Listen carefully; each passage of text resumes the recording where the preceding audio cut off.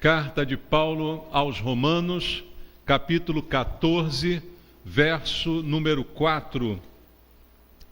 Você achou aí na Bíblia? A palavra de Deus diz assim: quem és tu que julgas o servo alheio? Para o seu próprio Senhor está em pé ou cai, mas estará em pé, porque o Senhor é poderoso para o suster. Amém.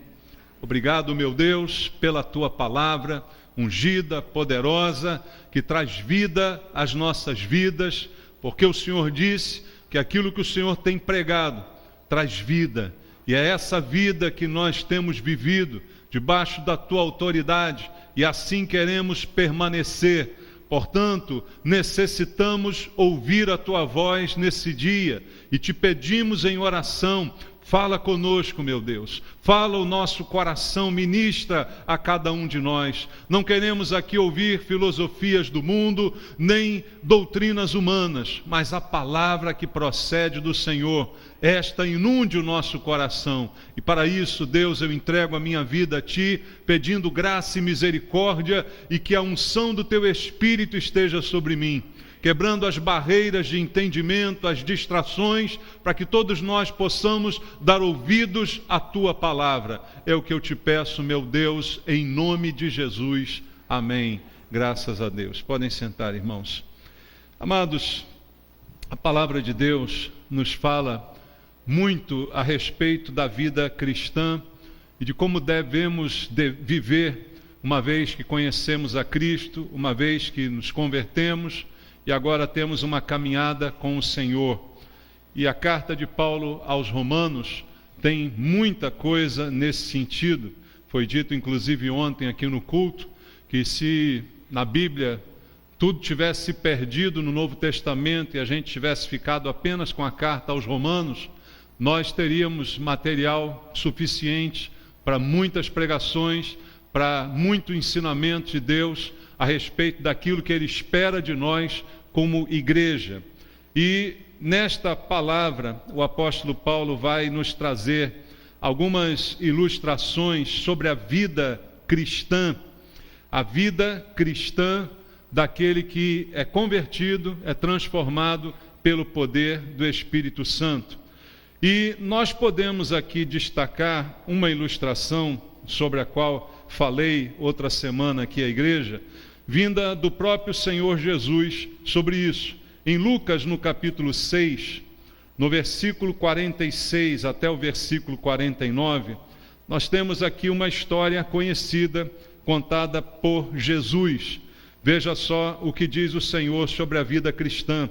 Lucas 6, 46 a 49, diz assim: por que me chamais Senhor, Senhor, e não fazeis o que vos mando? É uma pergunta que Jesus está fazendo. Todo aquele que vem a mim e ouve as minhas palavras e as pratica, eu vos mostrarei a quem é semelhante.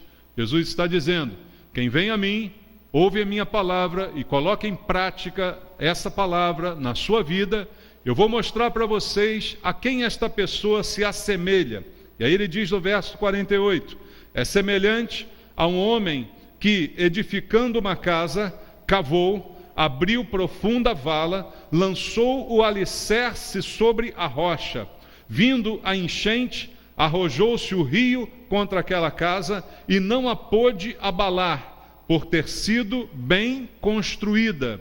Então veja, Jesus diz que o homem que ouve a palavra e coloca a palavra em prática é comparável a este que constrói uma casa, mas antes de construí-la faz uma profunda vala, finca bons alicerces e coloca os alicerces sobre uma rocha. Ele diz: esta casa resiste às enchentes, ela não é derrubada pelas dificuldades climáticas, porque ela foi bem construída.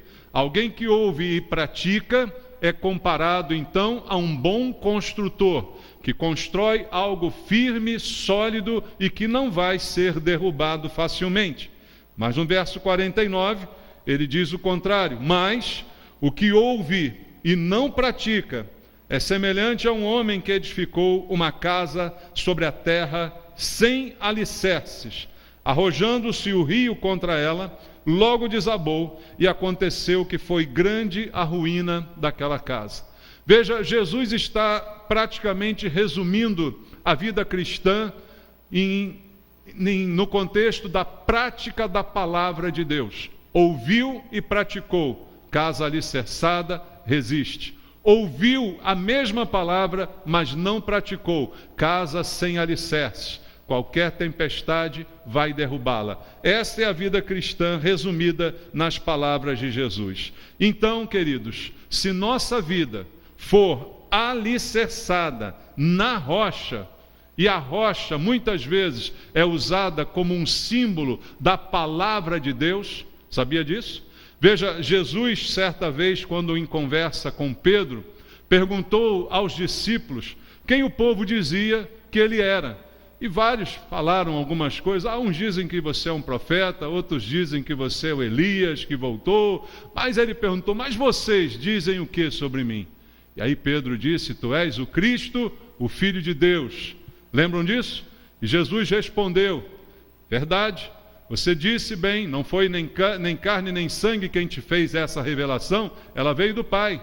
Mas eu digo também para você que você é Pedro, e sobre esta pedra edificarei a minha igreja. E nós já vimos aqui que as palavras usadas em grego originalmente são diferentes. Para Pedro, que era pedra, mas uma pedra menor, e para a pedra sobre a qual ele edificaria a igreja, que era uma rocha muito maior, muito mais resistente. Então são palavras diferentes. Não está dizendo o Senhor, como pretendem os católicos, dizendo que a igreja foi edificada sobre Pedro. Não, eu digo que tu és Pedro, mas sobre esta pedra, aí a rocha, a minha igreja será edificada. A pedra da qual Jesus falava era a afirmação de Pedro. Tu és o Cristo, o Filho do Deus vivo. É sobre esta palavra que a igreja é edificada. A palavra é a rocha, a palavra de Deus é a rocha na qual nós firmamos o alicerce da nossa vida. A palavra de Deus é a rocha na qual a igreja está fundamentada. Uma igreja que não é fundamentada na palavra, ela pode até crescer, ela pode até se tornar grande, mas ela não tem alicerces. Mais cedo ou mais tarde ela vai cair. Então uma igreja, mesmo pequena, quando é edificada sobre a rocha, ela não cairá. Por isso Jesus disse a Pedro, as portas do inferno não prevalecerão contra a minha igreja, porque ele considera minha igreja aquela edificada sobre esta rocha, a afirmação da palavra de Deus. Então é nesta rocha que nós edificamos a nossa vida. Se a nossa vida também for alicerçada sobre a rocha da palavra de Deus, podem acontecer muitos problemas, podemos enfrentar muitas situações adversas, mas não seremos derrubados. Então, resumidamente, o que Deus espera de cada um de nós é que a nossa vida seja firmada nessa rocha. E firmada na rocha não é o fato de nós ouvirmos a palavra de Deus e estarmos aqui repetidamente, culto após culto, ouvindo esta palavra. Embora isto seja bom, isto não é o suficiente, porque ambos os construtores ouviram a palavra, mas quem a praticou foi aquele que afirmou sobre a rocha. Então a prática da palavra é que traz firmeza para a nossa vida. E o propósito de Deus é que algum de nós seja fraco? A vontade de Deus é que alguns de nós venhamos a cair? Não. A vontade de Deus é nos manter de pé. Mas por que muitas vezes não nos mantemos de pé? Porque nós somos os construtores da nossa vida. Estamos construindo bem ou estamos construindo mal? Essa é a pergunta. Eu tenho estudado bem o lugar aonde eu edifico a minha casa? Eu tenho criado raízes ou eu tenho apenas vivido uma vida superficial, apoiada simplesmente sobre a terra, mas não com raízes profundas que atinjam a rocha, que me deem estabilidade? Deus quer que eu permaneça de pé, mas há muita coisa que Deus quer que não acontece, irmãos, como já disse para você. Porque Deus nos deu o livre-arbítrio. Então a Bíblia diz: a vontade de Deus é que todos os homens sejam salvos. E eles são? Não. Por que não são, embora seja a vontade de Deus salvar? Porque o homem decide negá-lo. Porque o homem decide não querer. E Deus deu ao homem essa liberdade. Então a vontade de Deus é que eu esteja de pé. Mas por que tantos caem no nosso meio? Por que tantos não permanecem de pé? A culpa não é de Deus, o construtor somos nós. Nós é que não alicerçamos direito, nós é que não ficamos raízes, ou quando fincamos raízes não atingimos a rocha, ficamos apenas com uma raiz superficial. Da mesma forma, as dificuldades virão e certamente nos derrubarão, mas a posição que Deus deseja para nós é de pé. E de que maneira a gente consegue permanecer sempre de pé? Vivendo a vida cristã, como ela deve ser vivida. E resumidamente, se eu podia parar a mensagem por aqui, seria: pratique aquilo que você ouve. Pratique a palavra que você tem ouvido da parte de Deus. Mas isto traz alguns desdobramentos. Praticar a palavra é traduzido também em atitudes, em mudanças na nossa vida. Coisas são evidenciadas quando nós praticamos a palavra. Então, se eu quero permanecer de pé, eu preciso de comunhão com Deus, eu preciso de comunhão com a igreja, porque as duas coisas estão associadas. Não dá para desassociar comunhão com Deus de comunhão com a igreja. Algumas pessoas pensam assim: eu estou bem com Deus, eu tenho comunhão com Deus, eu sou um crente em casa, como está na moda hoje em dia. Mas Deus instituiu a sua igreja, e instituiu para que a gente pudesse um ao outro aquecer, um ao outro ajudar. E é tão evidente que é impossível ter comunhão com Deus e não tê-lo com a igreja, porque o apóstolo João diz: como eu consigo amar a Deus que eu não vejo, e não consigo amar um irmão que está próximo de mim? Veja, as coisas estão atreladas. Quando Jesus citou os principais mandamentos, foram citados por ele: amar a Deus sobre todas as coisas e ao teu próximo como a ti mesmo. Então isso inclui um relacionamento. Ou seja, é impossível eu ter um relacionamento completo com Deus que me baste ao ponto de eu não precisar mais ter relacionamento com ninguém, de eu poder viver uma vida só com Deus. Não, as coisas estão intimamente atreladas. Então, para que eu permaneça de pé, eu preciso da igreja, eu preciso da comunhão dos santos. Isso colabora para que eu permaneça de pé, para que eu permaneça aquecido. Isso faz parte do plano de Deus para a minha vida. E veja, a Bíblia traz algumas coisas importantes sobre isso. Eu quero ler com você 1 Timóteo, capítulo 1.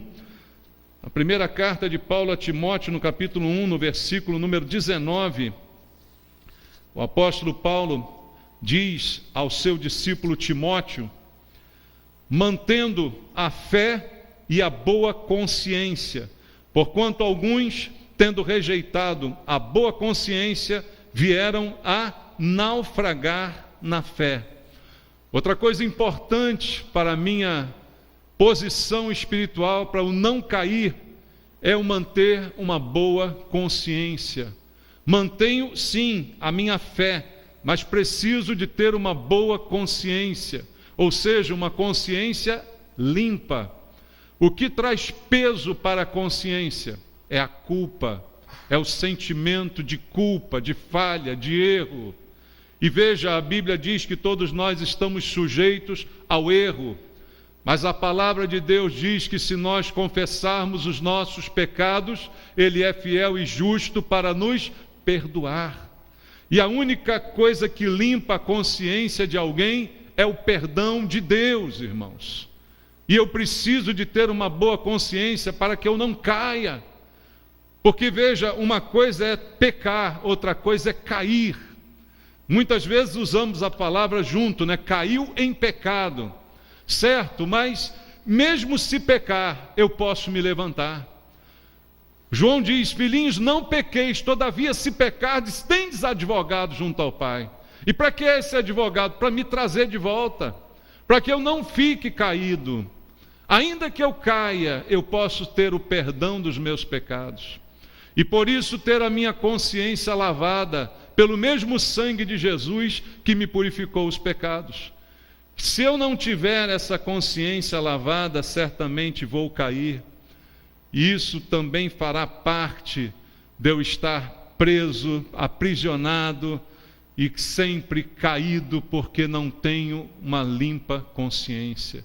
Muitos irmãos estão na igreja com a consciência pesada, com a culpa sobre seus ombros, e isso não pode permanecer. Nós precisamos mudar a nossa atitude cristã, ouvindo a palavra e a colocando em prática. Na primeira epístola de Pedro, no capítulo número 5, no versículo número 8, está escrito assim: sede sóbrios e vigilantes. O diabo, vosso adversário, anda em derredor, como um leão que ruge procurando alguém para fazer o quê? Para devorar, para fazer mal. Então a Bíblia me diz que eu devo viver em sobriedade e em vigilância, porque há uma ameaça constante rondando a minha vida. E o que quer fazer este leão? Me derrubar. Me devorar é o mesmo que me derrubar. Veja, tem sempre alguém querendo derrubar a gente, mas Deus quer me manter de pé. Deus quer manter você de pé. Você lembra o versículo que a gente leu aqui no início dessa mensagem, em Romanos 14?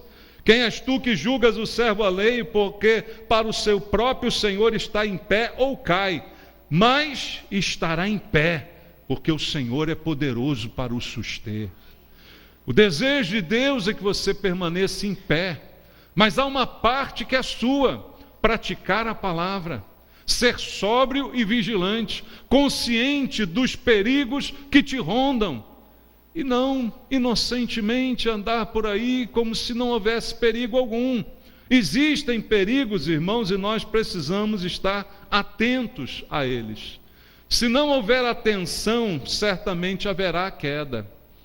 Quando você já caiu na rua, irmão, alguém já tropeçou e se estrou na calçada? Por que isso aconteceu? Você não estava atento, é ou não é? Se você tivesse atento, você cairia no buraco da calçada, sei lá? Não cairia. Naquele momento de distração é que você caiu. Você anda na calçada todo dia, nunca cai. Mas no dia que você caiu, você arrebentou todo na calçada, porque foi aquela distração que chegou. Então é na distração que nós somos pegos.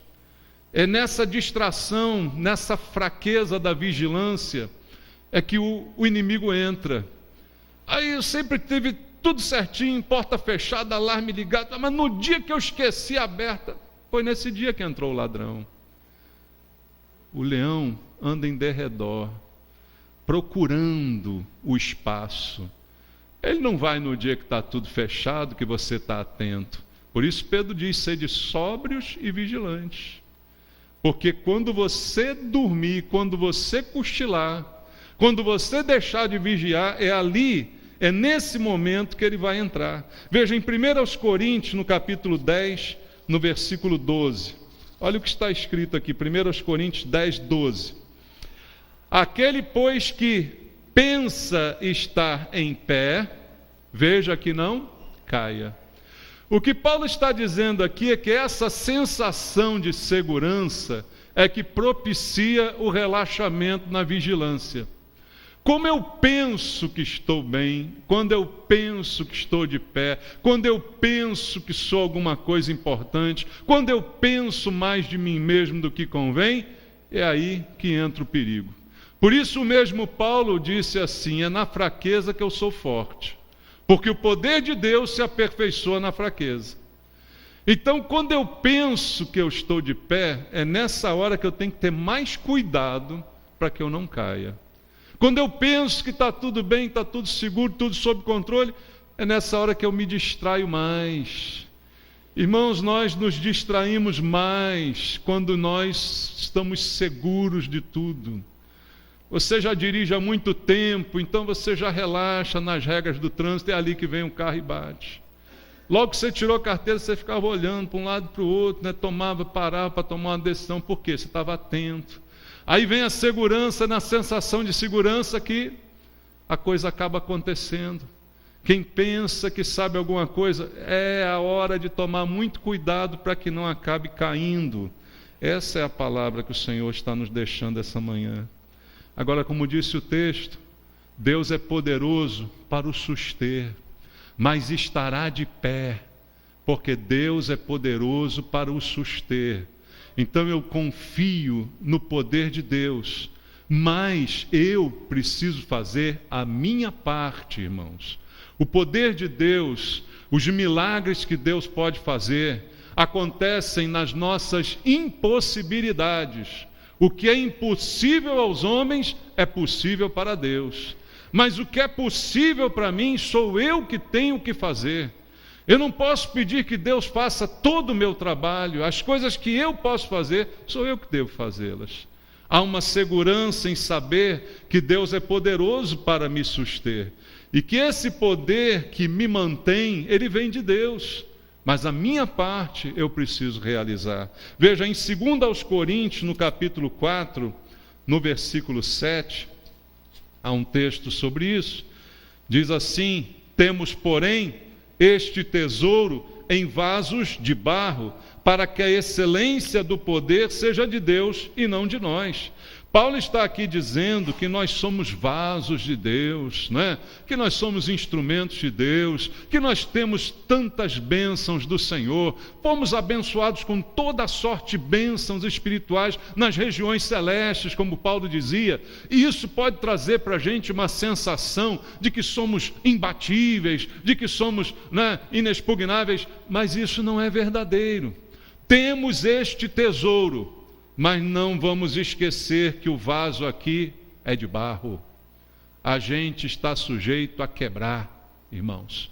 Vaso de barro quebra com facilidade. Então eu tenho um grande tesouro, mas o que é mais valioso em mim é o tesouro, e não o casco que guarda esse tesouro. O casco sou eu, e eu sou de barro.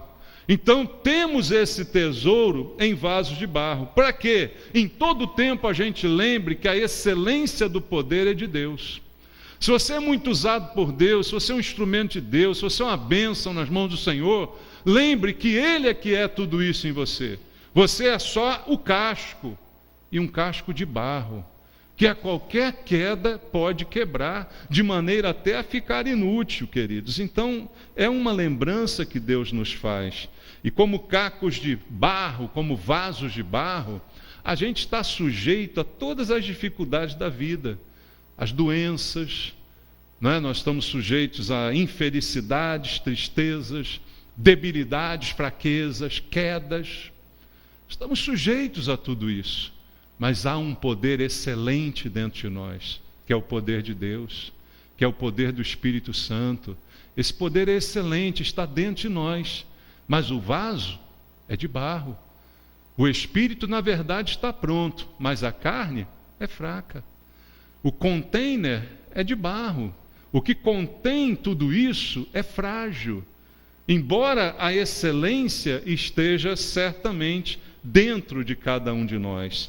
Mas quando a gente entende isso e começa a depender completamente, a se submeter a Deus, aí, queridos, é que entra o que foi dito no versículo 4 do capítulo 14 aos Romanos. Ele me susterá, Ele é poderoso para suster, porque no poder não está no barro, neste barro aqui, o poder está no oleiro que fez este barro aqui, você entende? Então, quando a gente se submete e entende isso, aí nós podemos descansar nessas promessas de Deus. Veja, no Salmo número 37, no versículo 23 e no versículo 24, do Salmo número 37, está aqui um par de versículos que fala muito a respeito disso, versículo 23 e 4. O Senhor firma os passos do homem bom, e no seu caminho se compraz. Se cair, não ficará prostrado, porque o Senhor o segura pela mão. O vaso é de barro, mas Deus tem um poder excelente sobre a vida da gente. O que eu preciso é reconhecer isso, viver nessa dependência, para saber que ainda que eu caia, o Senhor vai me levantar. Ainda que eu tropece, Ele vai estender a mão. Como Pedro, cheio de intrepidez, andando por sobre o mar, segundo a ordem de Jesus, quando viu a tempestade, quando viu as ondas, teve medo e começou a afundar. E gritou: salva! E o Senhor estendeu a mão e levantou Pedro de novo para andar sobre as águas. Nós estamos sujeitos a isso, irmãos. Ninguém aqui é imune a uma queda. Mas a nossa vida, a maneira como a gente vive a vida cristã, vai garantir que o Senhor estenderá a mão para que eu não fique prostrado. Ele firma os passos do homem bom. Se cair, não ficará prostrado. Há possibilidade da queda, mas não é essa posição que Deus me quer. Ele me quer de pé. Para o seu Senhor está em pé ou cai, mas ficará de pé, porque o Senhor é poderoso para o suster. Sustentar é o que Deus faz conosco. E Deus não quer de maneira nenhuma a queda de nenhum de nós. Quando lemos em 1 aos Coríntios, eu quero ler contigo capítulo 9, versículo número 27, está escrito assim pelo apóstolo Paulo, o mesmo que trouxe essa palavra: mas esmurro o meu corpo e o reduzo à escravidão, para que, tendo pregado a outros, não venha eu mesmo a ser desqualificado. Veja, o mesmo Paulo que disse estará de pé porque o Senhor é poderoso para o suster, ele confiava nisso, mas ele diz: há uma parte que é minha, eu não posso cochilar, eu não posso dar mole, como diz o popular, eu não posso baixar a guarda, eu preciso esmurrar o meu próprio corpo, me submeter a uma autodisciplina, eu preciso exercer controle sobre as minhas vontades, sobre os meus desejos, sobre os meus pensamentos, esmurrando o meu próprio corpo, porque senão, mesmo eu tendo pregado a outros, eu posso acabar envergonhando o Evangelho de Cristo, eu posso acabar desqualificado. Irmãos, quantos não são hoje? Quantas não são hoje as notícias que nos chegam de pastores, de pessoas que pregavam a palavra, de que arregimentavam multidões e que foram simplesmente desqualificados. E quando você vai ver, por que foram desqualificados? Não sabem mais a Bíblia? Não conhecem mais teologia? Não sabem mais o que estão pregando? Não, continuam sabendo muito bem pregar. Foram desqualificados, por quê? Porque não controlaram os desejos, não controlaram a carne, não esmurraram o próprio corpo para reduzi-lo à escravidão. Antes se tornaram escravos do próprio corpo, porque o corpo desejou e eles atenderam ao desejo do corpo. Seja de vaidade, seja de pecado sexual, do que você queira imaginar. Fizeram o contrário. Em vez de esmurrar o corpo para dominá-lo, o próprio corpo os dominou. E por isso foram desqualificados. Mas isso acontece com qualquer um. Tanto com os que pregam a palavra, quanto com os que não pregam. O exemplo bíblico ficou para todos nós. Essa é a nossa parte, irmãos. Esmurrar o próprio corpo, manter o controle sobre a nossa própria história, a nossa vida, controlar sim com o esforço nosso, sabendo que no fundo a excelência do poder é de Deus, é Ele que vai me ajudar, mas a iniciativa deve ser minha. Eu não posso assumir o seguinte: não, já que Deus me ajuda, eu vou fazer de qualquer jeito, que na hora H Deus vai me livrar do precipício. Não, aí não. Aí é fazer igual Davi, homem de Deus, segundo o coração de Deus. Estava em casa quando todo mundo estava na guerra, foi para a varanda, olhou, viu uma mulher pelada. E não tirou a cara porque olhou por descuido, continuou olhando, continuou desejando, até chegar ao ponto de chamá-la. E quando a chamou, não chamou para fazer um gabinete com ela. Chamou para levar ela para a cama, entende? Então as coisas foram piorando. E aí Deus não vai livrar, igual Sansão, homem cheio do poder de Deus, mas foi dormir no colo de Dalila. E aí, irmãos, por mais que Deus seja bom e queira levantar e não queira deixar você se perder, é você que tem que dominar. É você que precisa dizer não. E o exemplo de Paulo é esse, esmurrar o próprio corpo.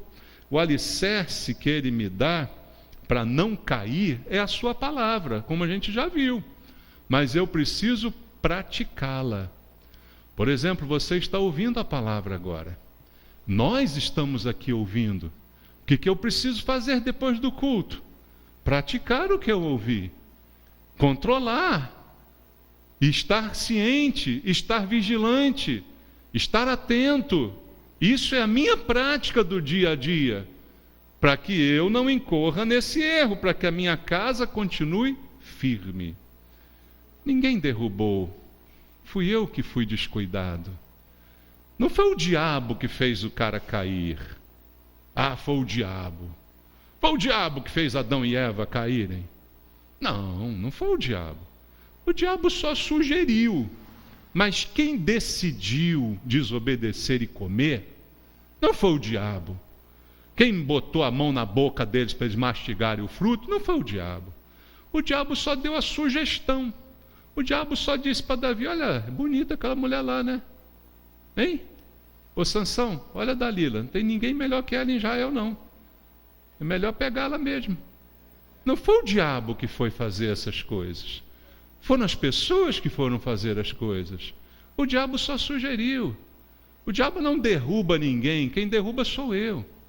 Quando a casa cai, não é o diabo da história dos 3 porquinhos que vai lá, sopra e a casa cai. A casa cai, inclusive a dos 3 porquinhos. Você viu por que a casa que resistiu não caiu? Porque foi a casa mais forte. Até a história dos 3 porquinhos é bíblica, está vendo? A casa fraca cai, mas a casa forte fica de pé. Então não é o diabo que derruba a minha casa. Sou eu, com as minhas próprias mãos, que a destruo. Como diz a Bíblia, a mulher sábia edifica o seu lar. A tola, com as próprias mãos, o destrói. Não é o diabo que vai destruir minha casa. Sou eu que vou construí-la sobre um terreno tão frágil que qualquer ventinho vai derrubá-la. E a gente vive num mundo cheio de vento, irmãos. O mundo tem uma tempestade direto aí. Amanhã você está no trabalho, é tempestade o tempo todo. Você sai nas ruas do Rio de Janeiro, é tempestade o tempo todo, irmão. É luto o tempo todo, é tentação o tempo todo, é proposta indecente o tempo todo, ou não é? Então, isso aí é a nossa atitude. Deus quer manter, Deus quer sustentar. Se por acaso cair, Deus quer me levantar. Mas eu não posso fazer vista grossa. Eu preciso, como Paulo, entender que há uma tarefa que é minha: cuidar, controlar o meu próprio corpo, a minha própria mente. Aquilo que eu penso, aquilo que eu faço, eu preciso estar no controle dessas coisas. Então, tudo vai depender da nossa atitude com relação àquilo que ouvimos, como disse mais uma vez. Em Tiago, capítulo 1, no versículo 19 até o 25, Tiago diz assim, bem claro, olha, sabeis estas coisas, meus amados irmãos, todo homem seja pronto para ouvir e tardio para falar, tardio para se irar, porque a ira do homem não produz a justiça de Deus. Portanto, despojando-vos de toda impureza e acúmulo de maldade, acolhei com mansidão a palavra em vós implantada, a qual é poderosa para salvar a vossa alma. Acolha a palavra que está sendo implantada, ela é poderosa. Tornai-vos, pois, praticantes da palavra e não somente ouvintes, enganando-vos a vós mesmos, porque se alguém é ouvinte da palavra e não praticante, assemelha-se ao homem que contempla num espelho o seu rosto natural, pois a si mesmo se contempla e se retira, e para logo se esquece de como era a sua aparência. Mas aquele que considera atentamente na lei perfeita, lei da liberdade, nela persevera, não sendo ouvinte negligente, mas operoso praticante, esse será bem-aventurado no que realizar. Olha o segredo do sucesso aí que todo mundo gosta, né? é praticar o que ouve, é a casa firmada sobre a rocha, é ouvir e dar valor àquilo que ouviu, é realmente implantar no coração essa palavra, não ser apenas ouvinte, não se enganar a si mesmo. Veja, é um auto-engano eu ouvir, não fazer nada do que ouço e achar que eu sou crente, porque eu estou na igreja. Isso é um auto-engano. O crente é o que ouve a palavra e a pratica. Já parou para pensar que o joio ouve a mesma palavra? Por que Jesus falou do joio e do trigo habitando juntos? Porque ele conta a história de dois homens que ouvem a mesma palavra, um constrói de uma maneira, outro constrói de outra. Está aí a evidenciação. O joio está junto, ouvindo a mesma palavra, a diferença é quem pratica. A diferença é quem se esforça, a diferença é quem se rende. Essa é a diferença. Não é ouvir só que vai deixar alguém melhor, mas é aquilo que fazemos com o que ouvimos, é isso que vai transformar a nossa vida. Queridos, a vontade de Deus, eu repito, é que você permaneça de pé. É que Deus, que é poderoso para te suster, te dê a mão quando você cair. Mas aí talvez você pense, mas e se eu cair já, pastor? E se eu cheguei aqui essa manhã, mas o caldo já entornou? Eu já caí, eu tenho caído, eu tenho vivido aí de queda em queda, eu tenho, volta e meia, estou me estrepando todo por aí, estou me ralando todo nesse mundo. Amados, o que fazer? Qual a solução quando a queda já aconteceu? Primeira coisa que eu quero te dizer é que tem jeito, tá? Como diz aí no popular, só não tem jeito para a morte. A morte é que é a última das últimas, ali não tem mais jeito. Depois da morte não tem mais arrependimento, depois da morte não tem segunda chance, depois da morte tudo está determinado e selado o seu destino. Mas enquanto isso não aconteceu, há solução. Veja em Provérbios, no capítulo 16, no versículo número 18 e no versículo 19, do livro de Provérbios, capítulo número 16, versículo 18 e versículo 19. Diz assim: a soberba precede a ruína, e a altivez do espírito precede a queda. Melhor é ser humilde de espírito com os humildes do que repartir o despojo com os soberbos. Primeira coisa a se considerar é que se a queda aconteceu, essa queda não é de repente na vida espiritual. Talvez o exemplo da calçada faça você pensar assim: estava eu passeando, não prestei atenção, caí na calçada, me esborrachei todo. O exemplo só é verdadeiro para mostrar quanto a gente precisa estar atento e vigilante. Mas normalmente a queda espiritual não é assim, um tropeço sem aviso. Normalmente a queda espiritual é como aquela que eu citei de Davi e Sansão. Primeiro você está no lugar errado, na hora errada, depois você vai ver a coisa errada, depois você deixa essa coisa errada tomar conta do seu coração até que você termine consumando o erro e a queda. Então, como diz aqui a Bíblia, a soberba precede a ruína. Quem pensa estar de pé é a soberba, né? Eu penso de mim mesmo mais do que convém. Eu sou soberbo porque acho que eu sou imune a esse tipo de coisa. Então isso já é uma soberba. E o que precede, o que antecede a queda é essa soberba, e a altivez do espírito antecede também a queda. Soberba e altivez do espírito é quando eu me acho superior aos outros, quando eu me acho espiritualmente mais elevado, eu imagino que eu estou imune a estas coisas. Muitas vezes a queda que você experimenta hoje, ela foi produto dessa soberba que te acompanhava. Ela foi produto desse pensamento errado que você tinha sobre você mesmo. Porque a soberba espiritual, ela promove uma independência de Deus.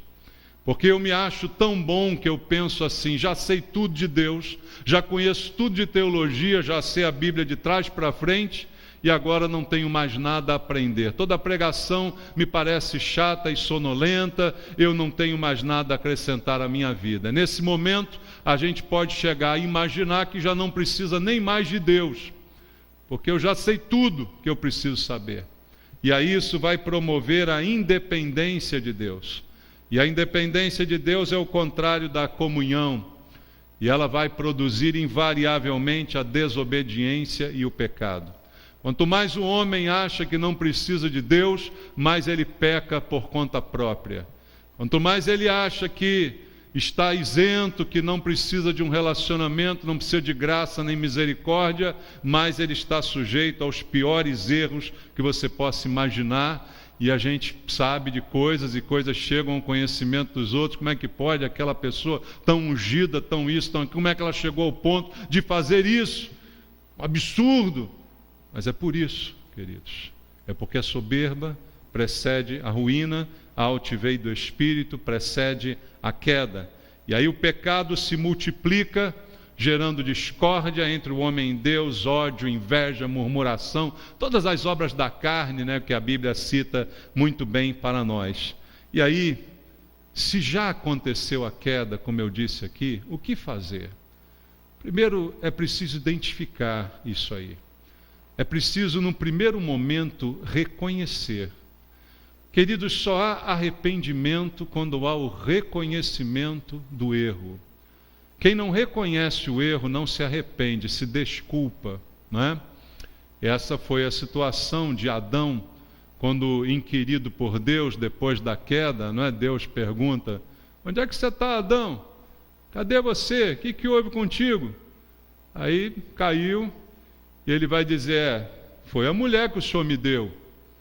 A culpa não é minha toda não, a culpa é do Senhor também. O Senhor podia ter criado uma mulher melhor, né? E aí? Não há arrependimento, há desculpa. Há uma transferência de culpa para outra pessoa. Então, se você já caiu, a única alternativa é reconhecer. A Bíblia diz que aquele que encobre as suas transgressões jamais prosperará, mas aquele que as confessa e deixa alcançará misericórdia. O que a gente precisa quando cai é de misericórdia. E quando Deus estende a mão e levanta, não é porque eu mereço, é por misericórdia. Quando Deus salva Pedro de se afundar, não é porque ele merecia, é porque ele tinha misericórdia. Porque ele já sabia também que dali a algum tempo Pedro ia negá-lo 3 vezes, mas mesmo assim ele salva Pedro. Isso é um ato de misericórdia. Isso não é um ato de merecimento.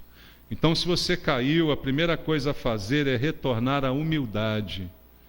E humildade talvez seja uma das coisas mais difíceis para o homem, principalmente para o soberbo. E aí voltar à humildade é voltar à dependência, reconhecer que precisa de Deus, que precisa de perdão, reconhecer que errou, que não era tudo aquilo que ele pensava, que não era o último biscoito do pacote, né? Lembrar que não era tão bom assim. E aí reconhecer: miserável homem que sou, Senhor, quem me livrará do corpo dessa morte? Eu não sou nada do que eu pensei que eu era. E aí voltar a essa humildade é o único caminho para a restauração, irmãos. É confessar e deixar o pecado. É reconhecer a própria miséria e não ficar dando desculpas, não ficar inventando: mas foi isso, foi aquilo, foi a mulher que era isso, foi aquilo outro. Ah, a tentação foi grande demais. Isso é desculpa. A única solução é se humilhar. Porque a Bíblia diz que aquele que a si mesmo se humilhar será exaltado. Mas aquele que a si mesmo se exalta é humilhado. E muitas quedas, como a gente viu aqui em Provérbios, vêm exatamente da exaltação.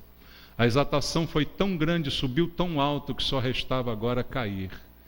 E caiu, como caiu Lúcifer, como diz a Bíblia, caiu Satanás, caiu como um raio sobre a terra, porque se elevou acima de todos e quis se elevar acima de todos os anjos, ao ponto de ser e se tornar como Deus, e aí caiu como uma flecha. E é isso que tem acontecido com muitos que já tenham caído, e o caminho é um só, e quem dá esse caminho é Deus. É o caminho do arrependimento e da volta. E esse caminho, nesse caminho, Deus está sempre de braços abertos, irmãos. Como o filho pródigo que vai gastar tudo, vai comer com porcos, gasta com prostitutas, mas um dia resolve voltar. E quando volta, volta na humildade. Não volta na humildade? Você conhece a história do filho pródigo? Ele diz: trata-me como um dos teus funcionários. Eu perdi o direito de ser teu filho. Agora, se eu for funcionário, já está bom demais.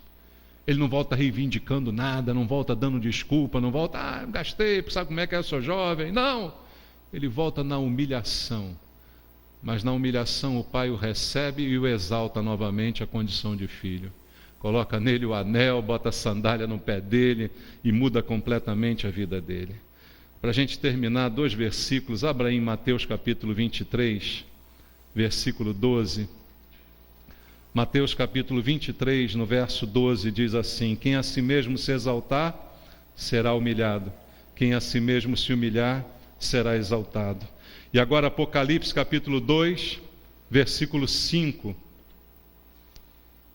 A lição final para aquele que caiu e quer ser restaurado. Não há outro caminho além desse. Apocalipse capítulo 2, verso 5.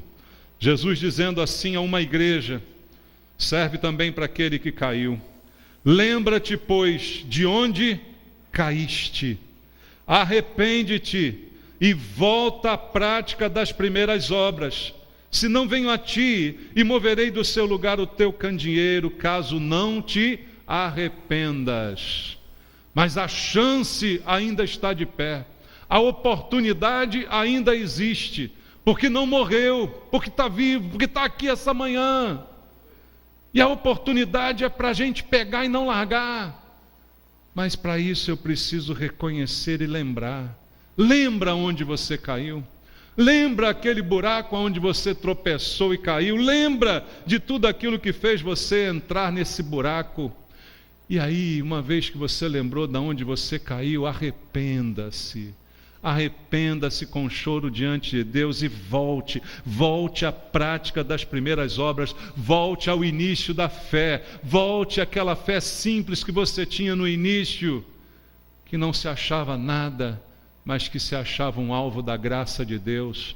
Volte a essa fé, volte à igreja, volte ao caminho, volte de onde você caiu. Não desanime, não decaia o seu semblante, mesmo que seja cambaleante, volte, mas fique de pé. Fique de pé, porque é assim que Deus quer você, e não caído. Ele segura a tua mão e te mantém de pé. Amém? Vamos orar, irmãos. Vamos falar com Deus essa manhã. Eu não sei se é o caso de alguém aqui, mas eu não quero chamar ninguém aqui à frente. Quero que isso seja tratado entre você e Deus. Se você caiu, Deus sabe, você sabe também. Deus está te chamando ao arrependimento agora, ao reconhecimento da queda, a lembrar aonde isso começou e a interromper essa sequência de morte na tua vida. É a chance de se arrepender e fazer de novo, voltar à prática das primeiras obras, antes que não haja mais tempo para isso. Se essa é a tua história, diante do Senhor agora, faça essa oração, você e Deus. Diga: Senhor, eu me arrependo. Senhor, eu me arrependo daquilo que eu fiz, eu me arrependo da soberba, eu me arrependo de ter pensado mais de mim do que realmente eu era. Eu me arrependo, Jesus. E eu sei que o Senhor é fiel para estender a mão e me levantar.